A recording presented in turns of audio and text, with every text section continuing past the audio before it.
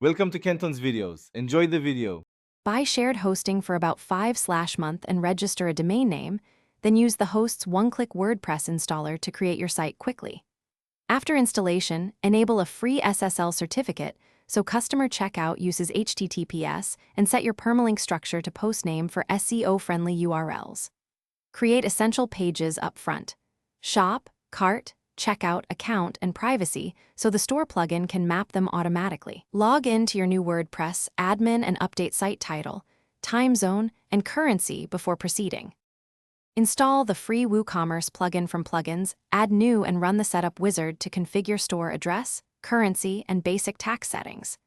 Define product types: simple, variable, and downloadable, then add core details for each product including SKU, weight in kilograms, and dimensions in centimeters to enable accurate shipping calculations. Under shipping, configure zones and set flat rate or table-based rules for each zone. In payments, enable Stripe and PayPal, enter API keys, and test transactions in sandbox mode before going live. Before launch, enable weekly automatic backups using a plugin and protect admin accounts with two-factor authentication to reduce breach risk.